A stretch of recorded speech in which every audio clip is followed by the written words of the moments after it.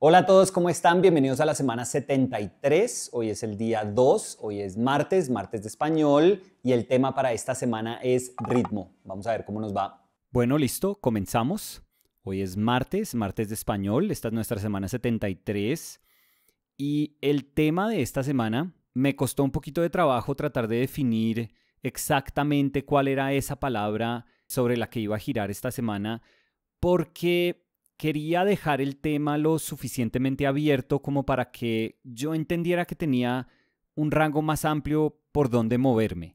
Lo que sí tenía claro es que quería tener un carácter, llamémoslo decorativo, y voy a explicar un poquitico más a qué me refiero con eso. Ayer les contaba que yo no sabía si quería inicialmente definir el tema de la semana como patrón o como repetición, que son dos ideas que la verdad están inherentemente atadas. Un patrón siempre sugiere una repetición, pero la idea de repetición pues no necesariamente sugiere que tiene que haber un patrón, y un patrón en términos gráficos, que yo creo que esa es la idea que todos nosotros nos hacemos cuando tratamos de imaginar cómo visualizar, cómo entender como imagen esa palabra patrón. La atamos a textiles o la entendemos como parte del mundo de la decoración. Y aunque esos dos términos yo creo que están presentes dentro de lo que vamos a hacer esta semana, me decidí por hablar de algo un poco más amplio, un término muchísimo más quizás abstracto. Lo hice simplemente para sentirme cómodo con las posibilidades que se abrían cuando lo definía con ese término más abstracto.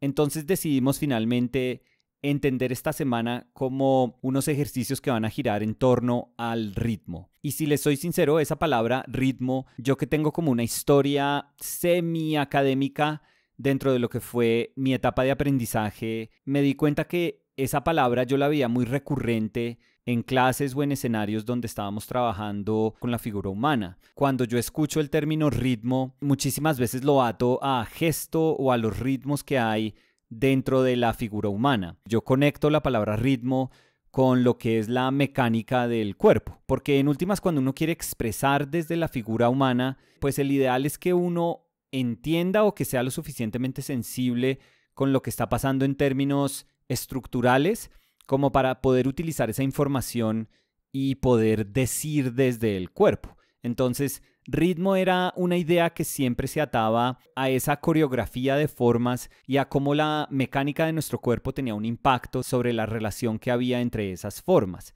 Entonces yo diría que esa es mi primera definición de ritmo. Si ustedes me hablaran de ritmo en el arte, inmediatamente mi cerebro se transporta a clases de dibujo de figura humana. Yo no lo escuchaba tanto en pintura. Dentro de mi proceso académico, lo que más escuchaba yo era acerca de la forma, acerca de la tridimensionalidad de la forma y de cómo hacer que un volumen girara en un espacio. Digamos que esas eran las cosas recurrentes, esos eran los comentarios que yo siempre escuchaba cuando estaba en clases de pintura o en espacios donde estábamos pintando desde el natural. Este concepto de ritmo que estamos tratando de trabajar durante esta semana, pues es mucho más abstracto y es más atado a lo que es la idea de la composición.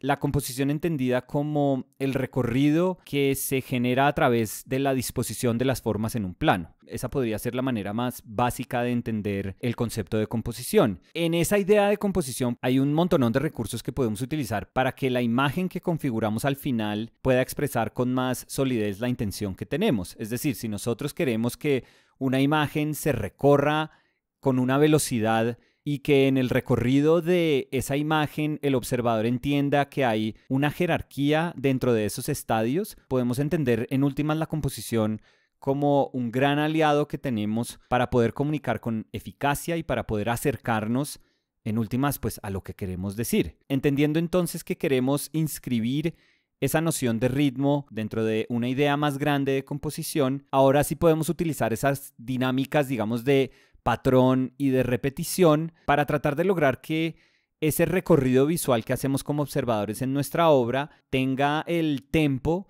que nosotros como directores de nuestra imagen quisiéramos que nuestra audiencia siguiera.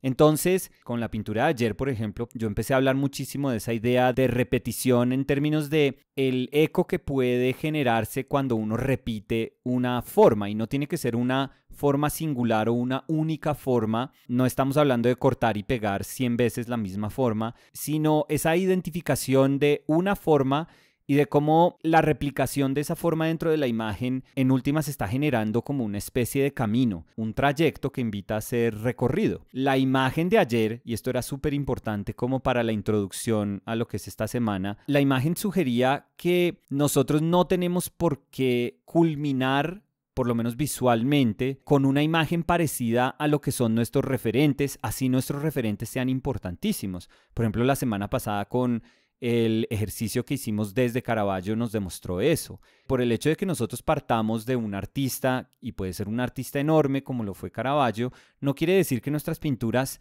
tengan que ser pinturas barrocas con un chiaroscuro exagerado. Y ayer hicimos ese mismo esfuerzo, porque comenzamos la semana mencionando dos artistas que son, digamos, importantes dentro de mi proceso, que me enseñaron el valor de esa repetición, que eran Daniel Bouverie, un pintor francés del siglo XIX, y Howard Pyle, que es como el papá de la ilustración dorada americana de finales del XIX, comienzos del XX. Y lo curioso es que, pensando en esos dos artistas, terminamos haciendo una pintura de Dani con un gorro. Es decir, las pinturas a las que hicimos referencia ayer, uno hubiera podido inferir que la imagen que íbamos a producir era una imagen súper compleja, con un montonón de figuras y en donde la composición iba a depender enteramente del reconocimiento de esas formas individuales que se repetían.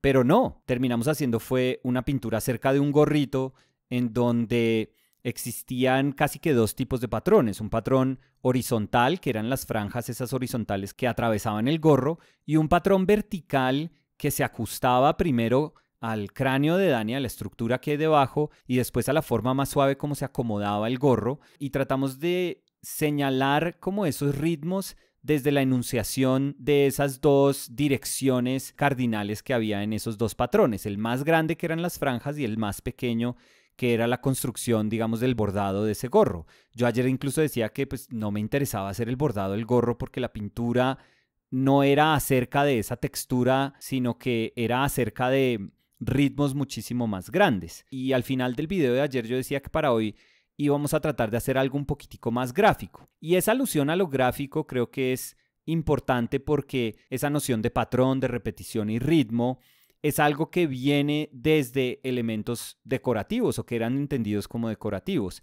Entonces, si nos remitimos otra vez, y pues hablar de ellos siempre es bueno porque son dos de los artistas más grandes del siglo XX, si volvemos a la pintura de Pierre Bonnard y a la pintura de Vuillard, nos vamos a dar cuenta que en ellos dos hay ejemplos donde patrones, ya sea representados por un papel tapiz o representados por los azulejos de una baldosa o el patrón en el textil de un tapete de baño, en últimas todos esos son elementos que están ayudando a generar un ritmo abstracto de lectura dentro de la imagen, un tempo de recorrido dentro de la imagen, y ellos dos fueron absolutos genios en esto. Y aunque el interés de ellos dos, que era bastante eurocéntrico, eso es innegable, se vio alimentado por la curiosidad que por ejemplo había con las estampas japonesas a comienzos del siglo XX, no quiere decir que esos esfuerzos que ellos hicieron de traducir ese estímulo gráfico a decisiones pictóricas se tenga que inscribir dentro de lo que fue la pintura de comienzos del siglo XX. No, por ejemplo, esta pintura de Vuillard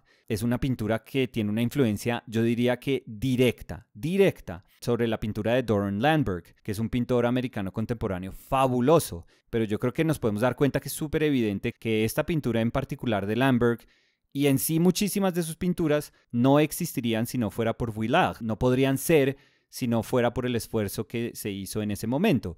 Y entonces, aunque las pinturas de Bonnard y Vuillard sí tienen un carácter intimista, pero también uno tiene que aceptar que el interés orientalista era algo que estaba en el imaginario que posibilitaba las imágenes del colectivo de Le Navy a comienzos del siglo. Entonces fíjense que aunque es un carácter decorativo, se logra acomodar de distintas maneras, obviamente una hace 100 años y otra hoy en día, a unos intereses particulares pictóricos.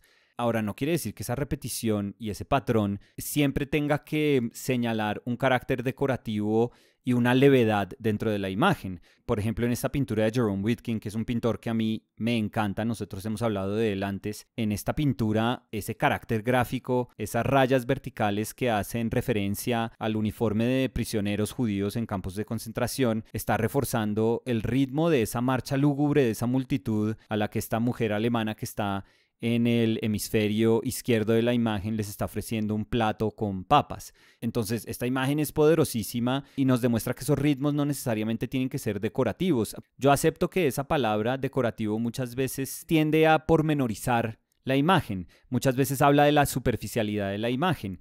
Yo entiendo por qué se puede interpretar esa palabra así, pero también soy consciente de la calidad formal que le puede otorgar la repetición de una forma y un color específicos a la composición y a la lectura de una imagen. Entonces, para mí simplemente son herramientas que pueden ser utilizadas para imágenes que son muchísimo más densas, más pesadas, como por lo general es la obra de Witkin, a imágenes que tienden a ser, como decíamos, íntimas, como el caso de Bonnard, Vuillard y hoy en día Doron Landberg. Y no quiere decir que una manera de utilizarlos sea más válida que la otra, simplemente son recursos que se utilizan para objetivos distintos. En el caso de la pintura de hoy, yo creo que gira en torno a utilizar esas herramientas formales y hacer una pintura que es casi consciente de esos atributos. Esto suena un poquitico meta, un poquitico raro, pero yo hay veces me imagino a mis pinturas siendo conscientes de que son pinturas. Y no sé si eso suene re loco, pero a mí me gusta imaginar que la pintura, pues no es que sea un ser consciente, porque eso suena ridículo, pero yo siempre le he atribuido capacidades a la pintura de, por ejemplo, conversar con el observador o conversar conmigo que la estoy pintando.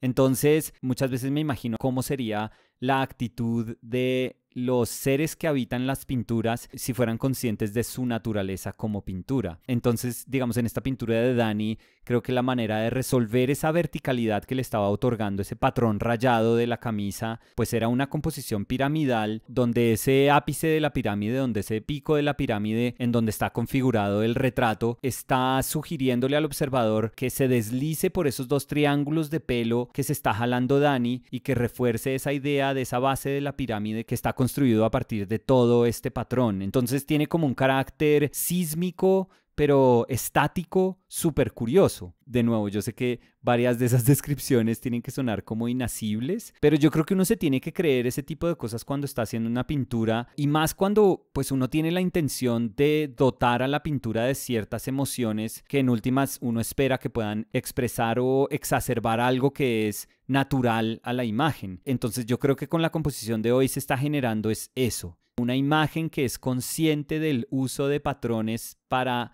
el recorrido que va a hacerse sobre ella.